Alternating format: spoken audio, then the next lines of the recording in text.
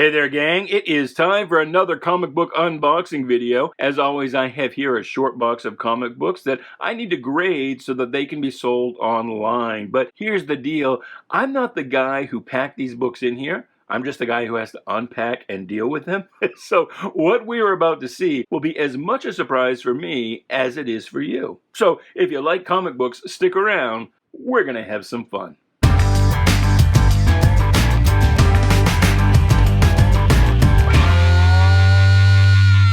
Hey there, Bubby. Welcome to Shanghalla. My name is Duke, and this is an unboxing video. So please do like, share, subscribe, comment away, do all the groovy things, and do stick around until the end of the video when I will give away the double extra super top secret password that you need to enter our great 1,000 subscriber giveaway contest. Yes, the contest is still going. Yes, I have been a little lax about posting videos lately. By a little, I mean a lot. But once I start posting regularly, I presume the numbers will begin to start growing again. We'll get to 1,000 eventually, and when we do, I will give away a box of comic books absolutely free to one lucky subscriber. So you need that password to enter. Stick around until the end of the video. Go back and watch some other videos. You can enter as many times from as many videos as you can stand to watch.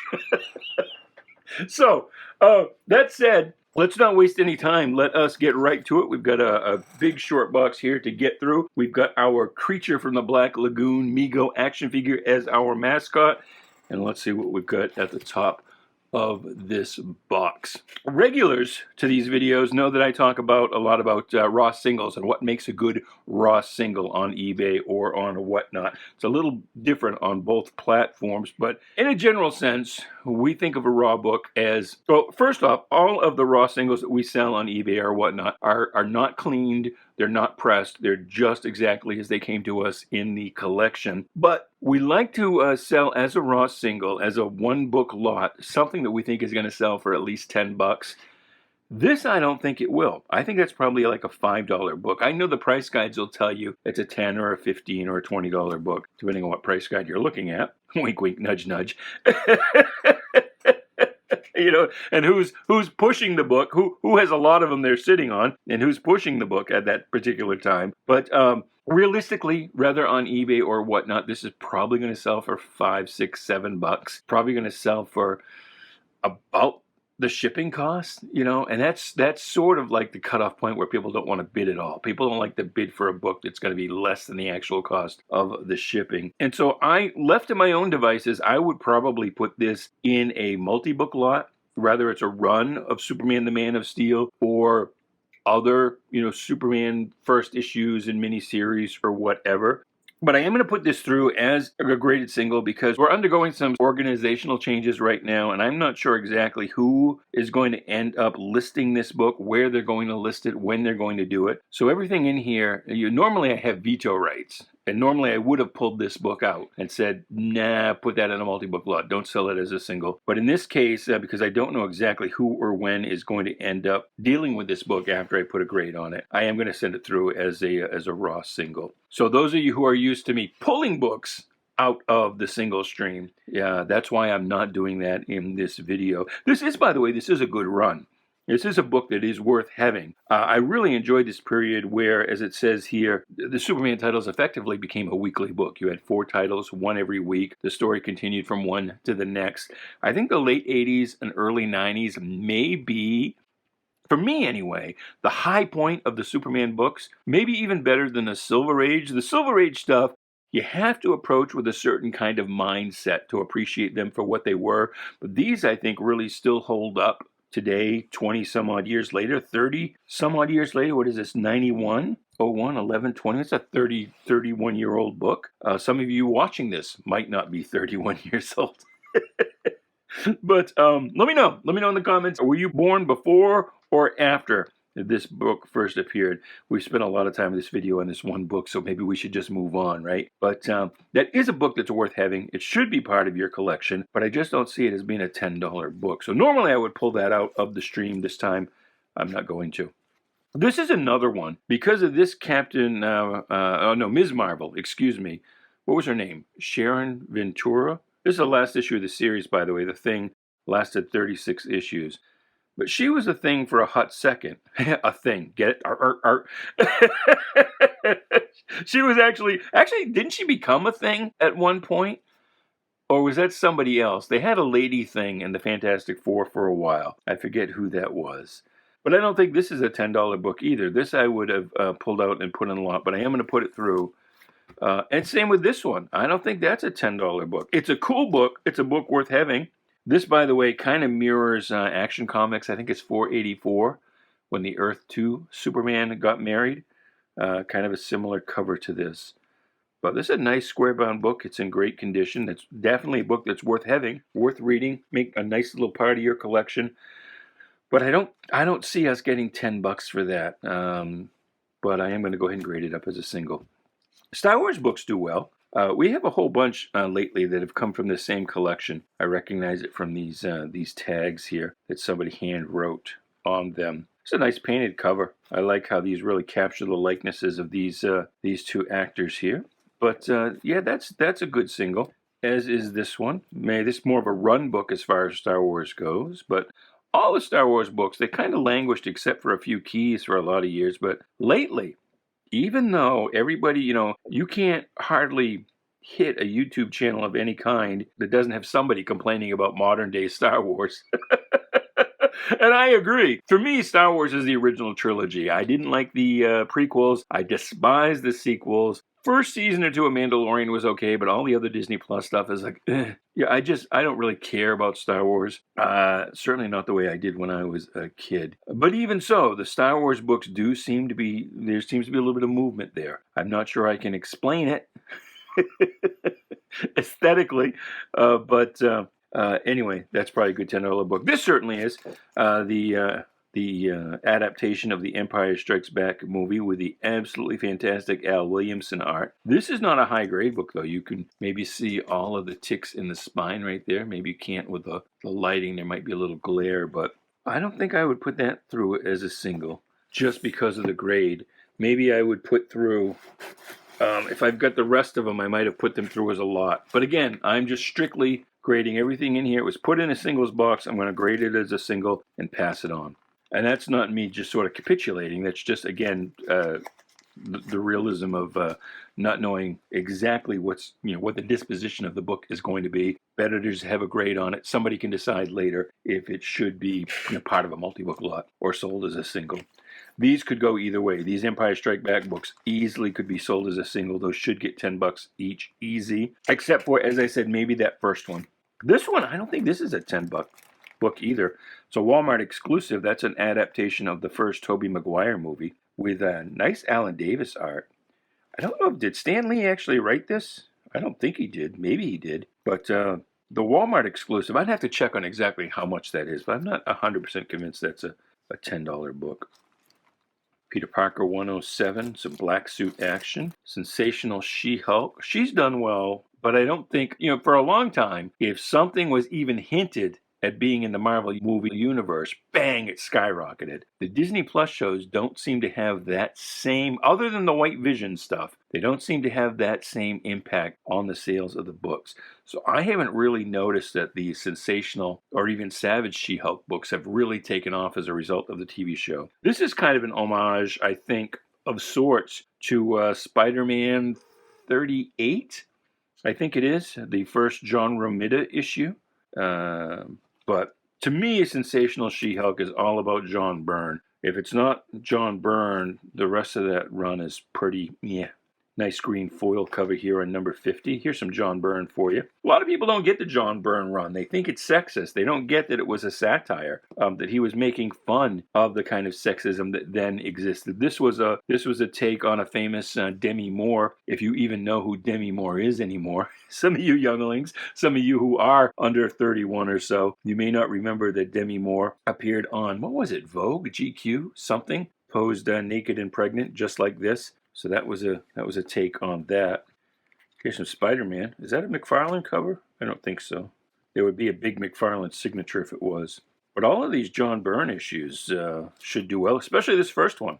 That's like a $60, $70 book. And, There are some people who, like, they'll only buy something if it's super high grade or if it's like $1,000 book, a $1,500 book. And there is a certain credence to that, especially with the uncertainty in the marketplace right now. Collectibles, like comic books, are a good place to park value. If you don't know what's going to happen with the dollar, you don't know what's going to happen with the economy, you can park your money in a collectible like a high grade, rare comic book, and be assured that whenever you come out of it, whatever the dollar's worth at that time, or even if we're not even using dollars anytime, you'll get at or near the equivalent. Because, comic books have historically beat inflation. But I think there is something to be said, too, for these lower books. This is maybe a $50, $60 book, but that's worth having just as much as the $1,500 book, I think. And this is a newsstand copy as well, so that should bring a little bit of a premium. Here's the Savage She-Hulk, number 2, so that's pretty cool. Now, this to me is cool. This probably wouldn't sell that well. I've told you before that Westerns, it seems like everybody who was into Westerns, they're starting to die out. Not many Western collectors left. Not many people who might have actually watched this TV show. Isn't this where the theme song comes from? Rawhide, giddy up, get 'em out, get 'em up, get 'em out, Rawhide. Assuming that's a song, I might have actually just made that up. I don't know. This is Rawhide number 1, Gold Key, 1963. Looks in reasonably good condition. Again, this is something that, some people might say, well, yes, it's not a $1,500, $2,000, $3,000 book. I can't send that to CGC. It's not worth investing in. I think it is. I think your $50, $60 books are just as good an investment as your $1,000 books. But that's a pretty cool book, Rawhide number 1. Nice. And this is technically also a Rawhide number 1. This is Dell. Number 01684208. That was just kind of like their random internal numbering. See, there it is right there. This is probably a number 1. It was probably a one-shot, actually, because if you don't know, Dell was a publisher, and they financed and published the books, but they were actually produced by an outfit called Western Publishing. And in 1962, they split. And Dell started to produce, and I don't know what the contract issue was, if Western wanted too much money or what. But Dell started to produce its own comic books, started to produce the inside, and then Western, which had been producing the books for Dell, started marketing the books themselves as Gold Key. And Western also had the Whitman imprint that you've probably seen. A Whitman is just a Gold Key book that was sold in department stores. And they also reprinted some Marvel and DC books as well. But I would say here what we had is Dell had a one-shot just before the divorce, and then because it was actually Western that produced the book that held the license to adapt that TV show, they started a new series with a new number 1. And you see these high issue numbers here. This is from the 4-color series. That was a Dell series. It was essentially a series of one-shots. This is issue 1269. 1268 might have been Yogi Bear. 1270 might have been, I don't know, Zorro. Who knows? It was a young Clint Eastwood, by the way. You don't hear much of Eric Fleming anymore, but Clint Eastwood, that's a name that didn't even look like Clint Eastwood to me. But anyway, 4-color was a series of one-shots under a common numbering, basically for, distribution and, postal regulation purposes. And so here's number 1261. The issue numbering got so high because they would produce, issues on like a weekly basis. And they wouldn't always come out in order. Like this 12, well, it's not true in this case because they're Rawhide books, but like in other cases where they're different things, they were numbered as they were assigned. So like 1261 might have actually been out on the stands after 1269. So they weren't actually released in the numbering order necessarily. Often they were, but sometimes they weren't. So it looks like Rawhide ran in 4-color one-shots. Here's 1202 from 1961 for quite a while before it got that lone first issue from Dell, and then continued under Gold Key. And these 4-color ones, they look kind of mid-grade, or even less so. This one's got a little corner missing. These might not be super investment worthy, but they're still pretty neat. They probably won't do, these will have a hard job to get to $10 each, I think. Rather on eBay, possibly, but on Whatnot, definitely. The Whatnots are the key collectors. They won't even touch this stuff for the most part. Here's a cool book. I talked about the Silver Age Superman earlier, and you had to have kind of the right mindset. Here you go, a special All Luthor issue featuring Luthor, superhero, and Lex Luthor, Daily Planet editor. What if, right? Here's a bizarre, great imaginary novel. If Luthor were Superman's father, how do you hit on an idea like that? The legend is that the editor, Mort Weisinger, would poll the kids in his neighborhood, who would tell him, well, what would make a great story? Well, what if Lex Luthor was Superman's father? It's a batshit crazy idea, and they had to do it as an imaginary novel, like an imaginary story. Aren't they all really? But it's basically not in continuity. It was like a what if before what if existed, and yeah, that really screams an idea that came from some kid in Weisinger's neighborhood. All right, let's pull up the next lot here. Here's Superman 167, and this one is the issue in which they revealed that Brainiac was an android. Why did they do that? Because, and maybe I can find a little write-up in here, there was a fella who had invented an early home computer that was marketed as a Brainiac, and it really, it couldn't do much. And so there's a little write-up in here where I would say basically the guy sued or sent a cease and desist or something to DC. And here it is under this special announcement. And they talk about the remarkable coincidence the fictional character Brainiac was created for us by Otto Binder, a famous science fiction writer, la la la la la. But this fella, and does it say his name here? Edmund C. Berkeley had created this Brainiac computer kit. And so basically what happened is DC did a mea culpa. This was probably to avoid a lawsuit. And that write-up goes on to say, if you want to get one of, it says, we have changed Brainiac from being a space alien to being a living computer in homage to this, the fact that this Brainiac name was already in use. They don't say it quite like that. They massage it in a little bit. And then they say that, if you want to get the actual Brainiac computer, you can write away to this address, blah, blah, blah. And that was probably the deal that was reached. Okay, you can keep calling your character Brainiac. But today, this probably wouldn't fly because you could have two different copyrights, different trademarks, because they're two completely different. A fictional character in a comic book versus this home computer kit. Two different things. Probably wouldn't have been a problem with the name today, I don't think. It might not even have been then. Although it was an era in which, it was deemed that Shazam was too close a copy to Superman.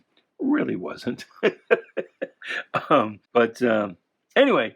I think that was how they got around that. They got around the fact by reaching this deal where we'll promote, at least this once, your Brainiac computer that kids can write away for and get a version of. And in return will allow us to keep using the name Brainiac for our character. Here's Batman number 400 with an introduction by Stephen King. That is probably just about barely a $10 book. Here's some early Jason Todd, Batman 373. This was a great era of Batman, one of my favorites. When you had, actually this may be just a little bit after my favorite era, but still right in there, where you had Jerry Conway, who was doing the writing on both Batman and Detective Comics. And I think he had Irv Novick on one title and Gene Colan on the other. And it was just a great time to be alive as a Batman fan. That's a nice cover right there. I do like that. That's Batman number 362. Batman 323. So these are all, well, you can see here, 1980, early 80s. 324. One of these, I think, has maybe the first Catwoman solo story. I forget exactly which issue, but it's right in that range. It was like a backup story, which, becomes, oops, I guess I could get those on screen. It'd be a little better for you, wouldn't it? But it was kind of a big deal at the time. Today, Catwoman's had so many titles, you don't think about it. But at the time, to have her very own solo story is a big deal. This is a Joker cover. It should do well, except it's got quite a few tick marks here in the spine. Left to my own devices, I would probably put that in a lot. Maybe even with this one, this doesn't look to be super high grade. That's the Firebug. Another Riddler cover. This was a cool issue. I remember this, issue 300, where you had an adult Robin taking over for Batman, who was retiring. It's one version. Doesn't hold quite as well as Frank Miller's did. Here's the Macabre Master of Fear, the Scarecrow, 296. Here's the Joker, 294. Here's a double dose of Joker right there, Batman 286. These Joker covers usually do pretty well on either eBay or whatnot. This was a little earlier. This is during the David Verne Reed run in the mid-70s, in which supervillains were kind of a rarity. And Batman didn't sell all that well at this time. Came close to getting canceled, frankly, or at least Detective Comics. Technically was canceled for a short period of time. Brought it right back. But Batman was not... it's hard to believe today where 40% of what DC puts out every month is Batman titles. But back then, Batman was not the main draw. And you didn't really have that many, maybe this is why, but you didn't even have that many supervillains. It was usually David Verne Reed was mostly mysteries and gangsters and things like that. Here's a 1,000-page super spectacular. Not 1,000-page, that would be quite a book, wouldn't it? 100-page super spectacular. I say that, it's not actually branded as a super spectacular, but same thing. Here is, and I don't know if this was just before the Shadow series launched. DC did in the early 70s a run of the Shadow. They licensed the character, and I don't know if this was during that run or just before as a way to promote it. But you had a couple crossovers with the Shadow and Batman at that time, which again weren't that effective because Batman wasn't that great a selling title. They probably should have crossed him over with Superman. Here's issue 250. This is a Michael William Kaluta cover right there on 248, 247. Sad Batman. And I don't know, there's something weird about that hand. It doesn't look quite right to me, but it's 245, 243. Oh, this one's missing a big piece. 234. I think this is the first Silver Age, Return of Two-Face. I think that's the first Bronze Age appearance of Two-Face, who I don't think made many, if any, appearances during the Silver Age. But that should still do well, even with that corner missing, just because of what it is. This is a popular cover, number 180. It's kind of a weird cover, but 179. It's got the Go-Go Chicks going for it at least. This is a popular cover, this kind of camp cover. This was right at the height of the popularity of the TV show. Is Batman caught up in his own bat signal? How could that happen? That's crazy. Issue 170. 168. Here's you can see the tonal shift here. And this was before the TV show came out. But right up, the Silver Age, all of the ages, but the Silver Age particularly, really began in different places at different times, even within the same company. And Batman was probably the last one. Although he was appearing in Justice League and whatnot, his titles were probably the last ones to really enter the Silver Age aesthetic. They kind of kept that Atom Age look and feel for the longest time, probably because of the contract they had with Bob Kane. But once they got greater control, contracts were renegotiated. He took a great leap into modernity. Modernity? Is that a word? Sounds like a vaccine, doesn't it? I shouldn't even say the V word. That'll get this video flagged. Here's more Batman of the old style here, number 160.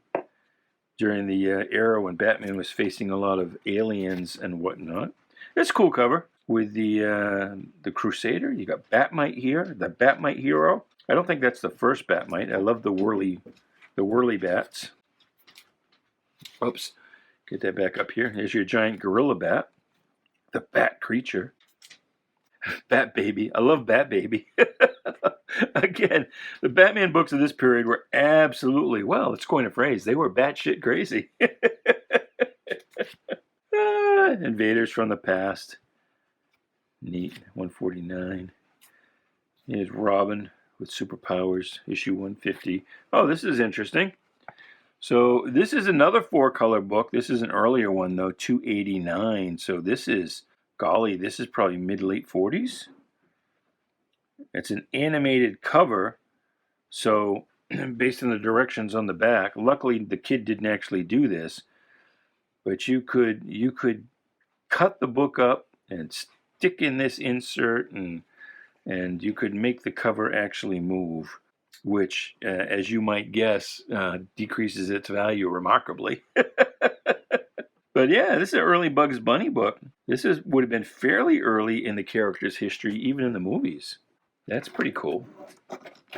Pretty cool, I think. I don't know what you think. Here's some more Bugs Bunny. This is another 4-color, number 480. No, 407. Porky Pig. Porky Pig was, of course, before Bugs and Daffy came along, he was the big Warner Brothers character. That's 4-color, number 385. Here's actually Looney Tunes and Merrie Melodies. This one isn't in a bag, so I'll give you a little look inside, see what that was like. It's about what you might expect, although Mary Jane and Sniffles was a big feature in the comics. It wasn't, I don't think there were many, if any, Sniffles cartoons, a few. Here's Elmer's, not quite on model yet for what we think of today. Close. And Porky with, not Chip and Dale. What were the name of the chipmunks for Warner Brothers? It's not Chip and Dale.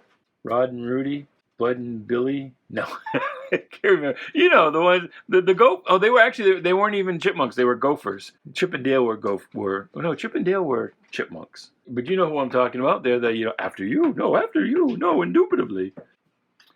Here's what looks like an even earlier Looney Tunes. What number is this? The Dells didn't always have the numbers on the covers. I want to be a little careful opening this up. It looks nice. If you were cleaning this, you wouldn't have to do much to this one. This one is number 91. I'll get it over here where you can see it. 91, 1949 on that. Pretty nice. There's another one.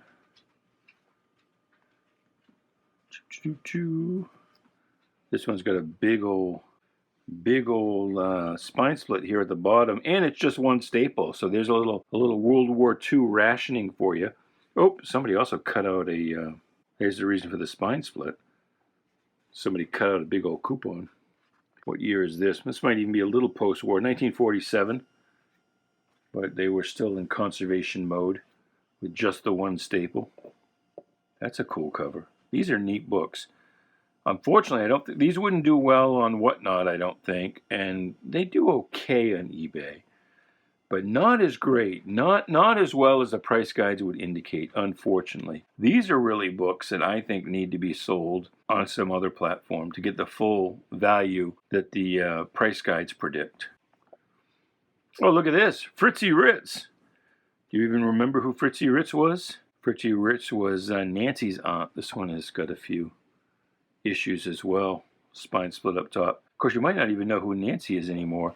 This was, I think, printed by Eastern Color Press, which tended to be a little narrower on some of the books. Oh, actually, it's United Features, but I don't know where they printed it. But it is a little narrower. It's not like it was trimmed. It actually was that narrow. Here's another 4-color, 250, Bugs Bunny. Nice. Ooh. Here's a 4-color, 286, Mickey Mouse and the Uninvited Guest. Nice. Sparkler Comics, number 93. There's Nancy and Sluggo. Nice little method of fishing she has here. That's quite a fish, by the way. And it probably was not actually by Ernie Bushmiller. Probably just signed with his name. All right, looks like we're going to get out of the golden age and go right back up to the modern age. Here's some Vision and Scarlet Witch. I wouldn't call that a $10 book, but these books have done reasonably better since the WandaVision series. Oh, look at that. Based on the TV show The Virginian, number 1. So this is after the Dell Western split, when Western continued on with its Gold Key, June 63. Doug McClure, Lee Cobb, and well, these two names I know. I don't know if I know who James Drury was. Lee Cobb I know mostly from 12 Angry Men, if you've ever seen that movie. Vault of Evil, early 70s Marvel reprint of its 50s horror stories. I would probably, left to my own devices, I would probably put these in a multi-book lot. 96, this is the first part of the famous 3-part drug story that the government asked Stan Lee to do to sort of promote the evils of drugs. But unfortunately, that was a topic that was verboten to the Comics Code Authority. So the Comics Code Authority was like, what the hell possessed you to mention drugs? You know you can't do that. And they're like, well, the government asked me to. What are we going to do? And Martin Goodman, Marvel's publisher, said, screw it. Just leave the Comics Code seal off, and we'll publish it anyway. So that's why there's no CCA seal, as there was until, gosh, when did the CCA seals go away? 2015, 16, somewhere in there. Amazing Spidey 211, Avengers 187. These are Mount Wundagore issues here with kind of the first time Wanda kind of lost her shit, as it were. You would think those would have jumped more in value since that's become kind of the cornerstone of the MCU, but I don't notice that they really have. I'm also surprised they haven't brought more Drew the Mystic into the MCU or one of the Disney Plus shows. But all of those 185, 86, 87, that's a great run. George Perez art too, or John Byrne? No, it's John Byrne. Right there. John Byrne. Yep, John Byrne, Dan Green on inks. That was a great series. Great little run of issues there. Well worth reading. 150. They're a little lower grade, though, so I would probably, again, well, I say lower grade. They're like maybe 7.75, possibly an 8. I would probably group those together if it were me. There's Iron Man 150 with Dr. Doom. This is not a $10 book, I don't think. Action Comics 5.98. It's first appearance of Checkmate, but who cares about that today? Now, this one's a bit of a sleeper. That's the first appearance of Vixen. Vixen was supposed to start out with her own first issue, but then the DC implosion hit. DC was in the midst of expanding when the the executives at Warner Brothers came and said, actually, no. That exact thing, only the opposite. And they drew a line in the sales chart and declared everything below that was canceled, and that included any new books DC was in the process of launching. So it was a couple years later, because that was 1978. This is a couple years later, 1980, 81. I'm not sure exactly what. Oh, here we go, 1981. That Jerry Conway brought back that creation, Vixen. So she's kind of a big deal today, but this was her actual first appearance. It would be cool if DC put out something with this first appearance and kind of the abandoned actual first appearance, which I think that issue was finished or mostly finished. That would be cool. Here's a pretty famous cover, a photo cover here. There was a little trend here in the late 60s, early 70s of superimposing the characters onto a photo cover. There's probably about 6 or 8 or so of those that were done at both DC and Marvel. This is the first appearance of The Parasite, written by Jim Shooter, and that's pretty cool. I always want to check it. This month, here, all the DC books had these double-page pinups of the characters. Atom, Green Lantern, Flash, all the titles. You always want to check and make sure that pinup is actually there. Sometimes you can just feel. Once you've handled enough comic books, you can tell if there are pages missing. But sometimes you can't tell. And as I recall, that poster can be missing, and it doesn't really impact the story. But, of course, obviously, it's not worth as much if it's missing that. But you want to check. And sometimes it's detached. Like some kid had taken it out, put it up on his wall or in his locker, and then eventually put it back in the book. So a lot of times, it'll be there, but it will be detached. So you just always want to check that. Here's, I think, the last 10-cent issue. I'm not 100% sure of that. But there's an early Action Comics. Not super early, but I mean, 1961. Issue 282. Here's 280. 1961, and Brainiac is still a space alien there. Haven't quite got declaring him to be an android yet. This is, I believe, the first meeting of Crypto the Super Dog and Streaky the Super Cat. So if you're a Super Pets fan, that's kind of a big deal. Here's one of the many times they gave Lois Lane superpowers. And there she is. This is another trope, Superman as an old man. Where Monsters Dwell. This is, I think this is technically Groot's second appearance, although it reprints his first appearance, in which, as you can see, he could say a lot more than I am Groot. Batman, Year One, Part 1. That is a perennial good seller. That's a good piece to have in your collection if you don't already have it. There's 405. These are newsstand copies, too. As you can see, gives them a little extra premium. Probably around this period, the newsstand was probably about 25-30% of the print run, maybe a little less. Those are all good books to have, good investments. I mean, these are like, $20-$30 books, not, $20,000-$30,000, but still Good little investment. It's a good place to park your money. Giant-sized chillers. And first appearance of Lilith, I think. Not that that really ended up being much of a thing. Flash v. Flash. That's cool. 323. Part of the early 80s trial of the Flash, where he killed Professor Zoom, or the Reverse Flash, whichever name you want to use, and then was put on trial for it. That lasted the better part of that era. Oh, this is cool. This is very cool. First appearance of Starboy as a member of the Legion of Superheroes. The Legion does make an appearance of like a panel or two where it is noted that Starboy is a member of the Legion. So that's pretty cool. Unfortunately, the editors would forget that panel, and so when the Legion got its own series, a lot of the kids wrote in and they're like, what about Starboy? And the editors are like, who the hell is Starboy? So they had to quickly insert him back into continuity and change his powers, because he was basically a Superboy clone, other than he had electrical vision. And so they gave him the power to induce gravity, or induce mass, I should say, which he didn't actually have in this first appearance.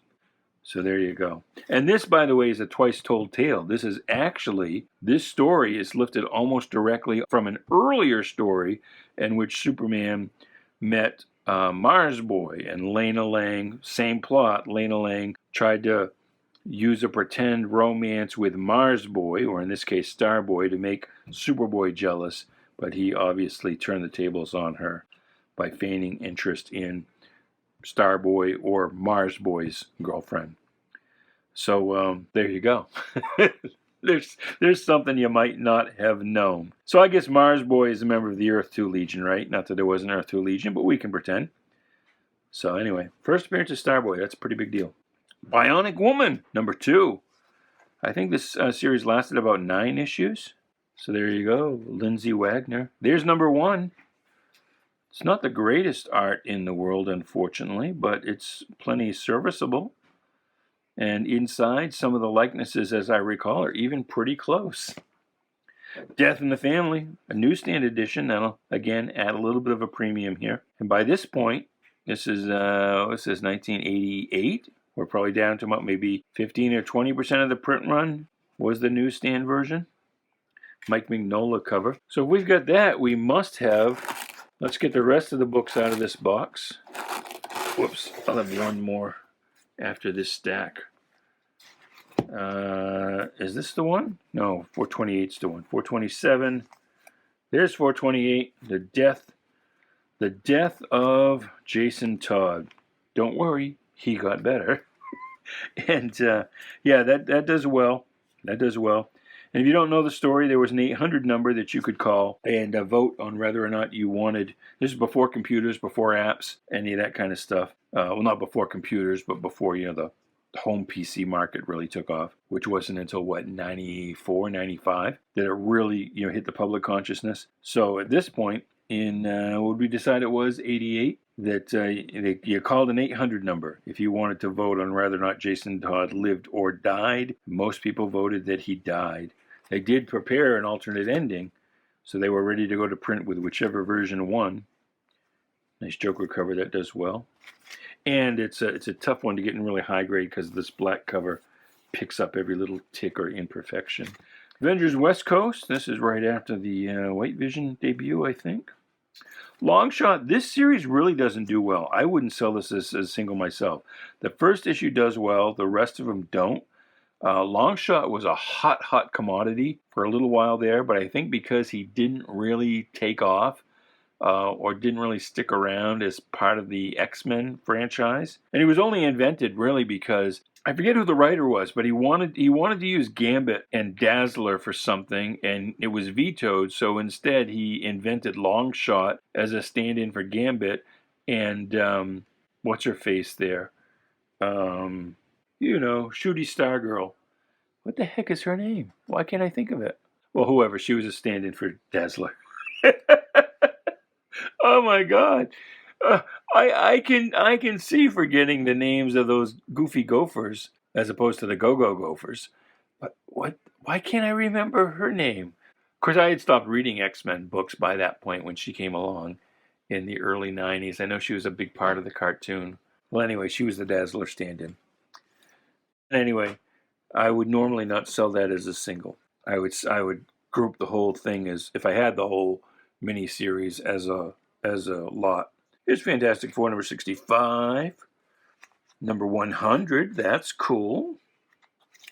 Big Head Flash. It's like Big Head Todd and the Monsters. This is Big Head Flash and the Exasperated. That's issue number 177.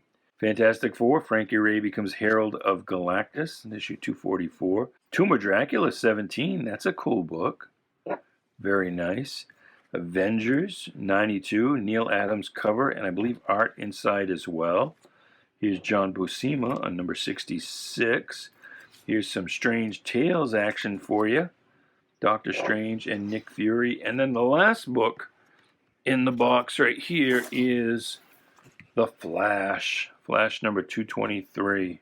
Bada boom, bada bing. Well, there you go. That's it. That's that box. So those are all the books that I will be grading over the next several hours. And like I said, I don't know when or where these are going to go up, but keep your eye out. We'll announce it. We'll let you know. And until then, goodbye, good luck, and please be good to each other.